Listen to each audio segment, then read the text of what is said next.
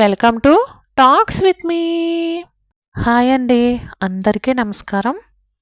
ఎలా ఉన్నారండి అందరూ? నేనైతే చాలా అంటే చాలా బాగున్నాను. మీరందరూ కూడా ఇంకా బాగుండాలని మనస్ఫూర్తిగా కోరుకుంటున్నాను. మొన్న ఒక షార్ట్ వీడియోలో ఒక కామెంట్ అయితే వచ్చిందండి. అసలు డబ్బులే లేనప్పుడు సేవింగ్స్ని ఎలా చేయాలండి అని చెప్పేసి. ఈ వీడియో దానికి సంబంధించిందే అని చెప్పచ్చు. అలానే అస్సలు సేవింగ్సే లేని వాళ్ళు ఏ విధంగా సేవింగ్స్ చేయాలో కూడా మీ అందరితో షేర్ చేస్తాను. వీడియోస్ నచ్చాయి, బాగున్నాయి, మీ అందరికీ ఎంతో కొంత ఉపయోగకరంగా ఉన్నాయి అని చెప్పేసి అనుకుంటే సబ్స్క్రైబ్ చేసుకుని సపోర్ట్ చేయండి. అలానే ఒక చిన్న లైక్ ఇచ్చి వీడియోస్ని మరింత ముందుకు తీసుకెళ్తారని మనస్ఫూర్తిగా కోరుకుంటున్నాను. మీ విలువైనటువంటి సజెషన్స్ని నాకు కామెంట్ సెక్షన్లో తెలియజేస్తారని అనుకుంటున్నాను. నిజంగా మనీ ఎవరికైతే అవసరం ఉందో వాళ్ళకి ఇలాంటి వీడియోస్ షేర్ చేయడం వలన ఆర్థిక పరంగా మనం హెల్ప్ చేయలేకపోయినా కనీసం మాట పరంగా అయినా హెల్ప్ చేసిన వాళ్ళు అవుతాం కాబట్టి కనీసం ఈ వీడియోస్ అలాంటి వాళ్ళ దగ్గరకు చేరే వరకు షేర్ కూడా చేయండి. ఇక ఆలస్యం కాకుండా టాపిక్లోకి అయితే వెళ్ళిపోదాము. కొత్త ఉదయంలో సరికొత్త ఆశలతో మరొక రోజులోకి మనందరికీ స్వాగతం అండి. వచ్చినటువంటి ఆదాయము ఖర్చులకే ఖర్చు అయిపోతుంది. అసలు డబ్బే లేనప్పుడు సేవింగ్స్ ఎలా చేస్తాము అని చెప్పేసి అడుగుతున్నారు కదా. ఏమండి, మనం మన ఆదాయాన్ని పెంచుకోలేమండి. కనీసం ఖర్చులను మనం తగ్గించుకోవచ్చు కదా. అసలు మనీ సేవింగ్ అనేది స్టార్ట్ చేస్తేనే కదండి మనం చేయగలమా లేదా అనేది కూడా మనకు తెలుస్తుంది. ₹1 నుంచే మొదలు పెట్టండి, ఎందుకు సేవ్ చేయలేరో చూద్దాము.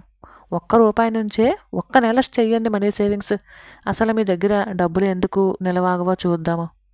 మనలో చాలామంది, ముఖ్యంగా ఆడవాళ్ళు, శాలరీ పడగానే అంటే హస్బెండ్ మన చేతికి డబ్బులు ఇవ్వగానే ప్రతిదీ కూడా ముందే లెక్కలేసేసి దానికి ఎంత అయింది, దీనికి ఎంత అయింది, దీనికి ఎంత అయింది అని చెప్పి విడమర్చేస్తూ ఉంటాం కదా. అలా కాకుండా స్టార్టింగే ఒక ₹100 సేవ్ చేయండి. ఇప్పుడు ఎగ్జాంపుల్ చెప్తున్నానండి. ఒక ₹1000 మన శాలరీ అనుకోండి. ఒక ₹100, పోనీ 100 వద్దండి, ఒక ₹50 తీసి పక్కన పెట్టండి. మిగిలిన ₹9,550 మీ శాలరీ అనుకొని దానినే ఖర్చు పెట్టండి. అప్పుడు ₹50 మనకి పొదుపు అవుతుందన్నమాట. స్టార్టింగు ఇలా చిన్న చిన్న అమౌంట్లతోనే పొదుపు చేయడం అనేది నేర్చుకోవాల్సి ఉంటుంది. అప్పుడే మనం పొదుపు చేయగలం అని మన మీద మనకి నమ్మకం వస్తుందండి. లేదు అలా కూడా మన వల్ల కాలేదనుకోండి, మనం కూరగాయలు తెచ్చుకున్నప్పుడు మనకి కాయిన్స్ వస్తాయి కదా. ఆ కాయిన్స్ని పక్కన అట్టే పెట్టేయకుండా లేదా ఖర్చు పెట్టకుండా ఒక్కొక్క కాయిన్ని పక్కన పెడుతూ ఉండండి. ఆ కాయిన్సే మనకి పొదుపు అవుతాయి. బేరం అడగండి. ఇప్పుడు ₹10కి కొనుక్కునేదాన్ని ₹0.5 తగ్గించమని 9.5కే అడగండి, లేదా రూపాయి తగ్గించమని ₹9కే అడగండి. బార్గింగ్ అనేది తప్పేమీ కాదండి. నిజం చెప్పాలంటే బార్గింగ్ అంతరించిపోతున్న కళ అండి ఈ రోజుల్లోని. చెప్పడం ఈజీయే అక్క, కానీ చేయడం చాలా కష్టం అని చెప్పేసి అనుకోవచ్చు. అసలు ముందు మనం చేయగలమా లేదా అనేది మన మీద మనకి ఒక ఒపీనియన్ ఉండాలండి. ఖచ్చితంగా మనం చెయ్యాలి సేవింగ్స్ అనుకున్నప్పుడు ₹1 అయినా సేవ్ చేసుకోగలిగితే మనకి మరుసటి నెలలో ఇంకొక రూపాయి, ఆ రూపాయికి ఇంకొక రూపాయి తోడవుతుంది. ఎవరి సంపాదనను బట్టి వాళ్ళు డబ్బునైతే సంపాదిస్తున్నారు. ఎవరి కష్టానికి తగ్గ ప్రతిఫలం వాళ్ళకు ఉంటూనే ఉంటుంది. కాకపోతే ఆ సంపాదించినటువంటి డబ్బుని సక్రమంగా ఒక చిన్న బడ్జెట్ వేసుకున్నామా లేదా అనేది కూడా తెలుసుకోవాల్సి ఉంటుందండి. బడ్జెట్ వేసుకునే ముందు కూడా పక్కాగా మనం పొదుపుకి ఇంతని చెప్పి తీసి పెట్టేయాల్సి ఉంటుంది. అలా అయితేనే మనం సేవ్ చేయగలుగుతామండి. మొట్టమొదట మనీ సేవ్ చేసేటప్పుడు మనకి చాలానే ఆలోచనలు వస్తాయి. ఈ ₹10 సేవ్ చేయడానికి ఇంత కష్టపడాలా అని చెప్పేసి. కానీ అలా ఏమీ అనుకోవద్దండి. స్టార్టింగ్ అలానే అనిపిస్తుంది.